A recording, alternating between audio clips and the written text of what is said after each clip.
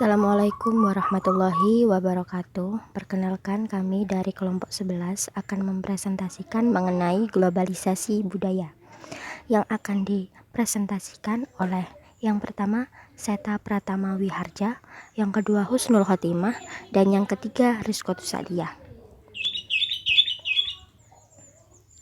Pengertian globalisasi budaya. Globalisasi budaya adalah penyebaran gagasan, makna, dan nilai keseluruhan dunia dengan cara tertentu untuk memperluas dan mempererat hubungan sosial. Proses ini ditandai oleh konsumsi budaya bersama yang dibantu oleh internet, media budaya masyarakat, dan perjalanan luar negeri. Selanjutnya saya Husnul Khotimah. Di sini saya akan menjelaskan tentang dampak globalisasi budaya. Yang pertama ada dampak positif. Dampak positif dari globalisasi budaya yang pertama, kemudahan dalam pertukaran budaya internasional. Kemajuan teknologi dan pendidikan di era globalisasi menjadi pemicu dalam pertukaran budaya di negara seluruh dunia. Kini kita dapat melihat dan mempelajari kebudayaan dari seluruh dunia hanya melalui media internet, tanpa harus pergi ke luar negeri. Mudahnya akses bepergian ke luar negeri juga bisa menjadi pemicunya, seperti orang dari luar negeri yang datang ke Indonesia dan membawa serta kebudayaan dan kesenian dari negara asalnya. Nah, yang kedua, terjadinya pertukaran budaya, yang merupakan salah satu hal yang positif bagi Indonesia dalam globalisasi adalah terjadinya pertukaran budaya antara Indonesia dengan negara-negara lain. Dengan hal ini semakin meningkatkan eksistensi kebudayaan Indonesia di mata internasional. Yang ketiga, budaya di Indonesia semakin dikenal oleh negara luar melalui perangkat elektronik. Yang keempat, budaya di Indonesia semakin berkembang mengikuti arusnya zaman. Yang kelima, dapat mempelajari budaya satu sama lain dengan lebih mudah.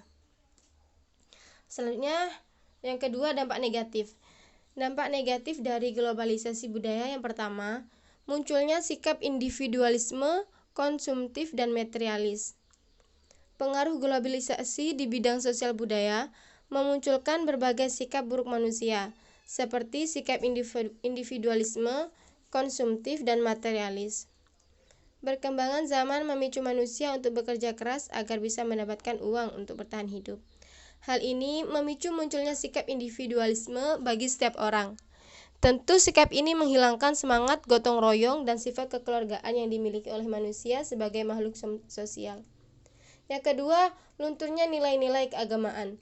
Sikap individualisme, konsumtif, dan materialis yang terbentuk akibat dari dampak negatif globalisasi memungkinkan nilai-nilai keagamaan tidak lagi diutamakan. Sibuknya kegiatan manusia di zaman modern ini juga bisa menghambat mereka untuk beribadah. Manusia-manusia di dunia dituntut untuk berkompetisi agar bisa bertahan hidup di dunia. Bahkan, konflik-konflik di dunia yang dilatar belakangi perebutan kekuasaan sering terjadinya pembantaian manusia. Selanjutnya, pudarnya nilai-nilai budaya lokal. Hadirnya pengaruh budaya luar di sebuah negara dapat mempengaruhi pudarnya nilai-nilai budaya lokal di negara tersebut. Selanjutnya, hilangnya kesenian tradisional. Berkurangnya minat masyarakat terhadap kesenian tradisional bisa menjadi penyebab kesenian tradisional mati dan hilang. Selanjutnya, rusaknya moral masyarakat. Pengaruh buruk dari luar yang selalu dipertontonkan di media, internet, dan televisi dapat dengan mudah diakses. Selanjutnya, yang C, contoh-contoh kebudayaan. Selanjutnya, contoh-contoh kebudayaan global. Yang pertama ada dalam bidang ekonomi. Bidang ekonomi adalah bidang yang sangat erat dengan hubungan antar negara. Banyak sekali kerjasama atau interaksi yang dilakukan untuk kepentingan bersama. Adapun beberapa hubungan ekonomi antar negara yaitu adanya ekspor dan impor. Salah satu contoh globalisasi di bidang ekonomi ialah kegiatan ekspor dan impor. Kegiatan ini memiliki kelebihan yang sangat bagus bagi perekonomian negara. Peningkatan devisa dan hubungan yang semakin baik membuat ekspor dan impor memegang peran yang penting bagi bidang ekonomi suatu negara. Yang kedua, masyarakat ekonomi ASEAN. Selain itu ada juga masyarakat ekonomi ASEAN atau biasa disebut dengan MEA. Sejak diresmikannya pedagang internasional ini, telah terjadi perkembangan yang sangat pesat di bidang ekonomi. Yang ketiga, banyaknya supermarket. Yang keempat, adanya jual beli online yang memungkinkan melalui transaksi dengan orang yang jauh. Yang kedua, globalisasi di bidang politik. Hadirnya politik di suatu negara, Indonesia merupakan negara yang memiliki politik bebas aktif. Artinya Indonesia tidak memihak blok manapun, tapi tetap aktif dalam politik internasional. Misalnya menjadi anggota PBB. Yang kedua, adanya kerjasama antar negara. Integrasi negara-negara di dunia akan menghasilkan kerjasama politik antar negara, baik itu kerjasama bilateral atau multilateral, yang akan menguntungkan masing-masing negara. Selanjutnya, globalisasi di bidang budaya. Yang pertama, ada pertukaran budaya antar negara. Adanya globalisasi di bidang budaya ini membawa dampak yang cukup besar. Salah satunya adalah semakin eksisnya budaya lokal di mancanegara. Tentu saja bagi Indonesia yang memiliki budaya sangat beragam, bisa memperkenalkannya dengan mudah secara internasional melalui event-event yang sering digelar di berbagai negara asing. Yang kedua, budaya lokal semakin luntur. Memperkenalkan budaya yang dimiliki bangsa, tentu saja adanya globalisasi di bidang kebudayaan membawa dampak negatif juga, di mana budaya lokal semakin luntur dan digantikan oleh budaya asing. Yang ketiga, meningkatkan imigrasi. Bukan hal yang aneh lagi apabila setiap tahunnya di Indonesia sendiri kedatangan jutaan orang yang asing yang termasuk turis asing di dalamnya. Tentunya dengan demikian mereka membawa budayanya masing-masing dan kita harus dapat menyaring budaya yang masuk. Selanjutnya yaitu mengenai sikap yang perlu dikembangkan dalam globalisasi.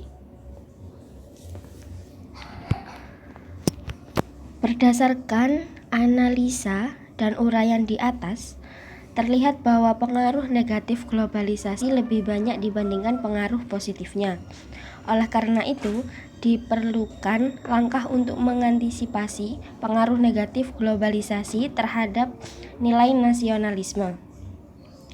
Langkah-langkah yang dapat ditempuh untuk mengantisipasi dampak negatif globalisasi terhadap nilai-nilai nasionalisme antara lain sebagai berikut. Yang pertama yaitu menumbuhkan semangat nasionalisme yang tangguh, misalnya semangat mencintai produk dalam negeri. Selanjutnya, menanamkan dan mengamalkan nilai-nilai Pancasila dengan sebaik-baiknya dalam kehidupan sehari-hari.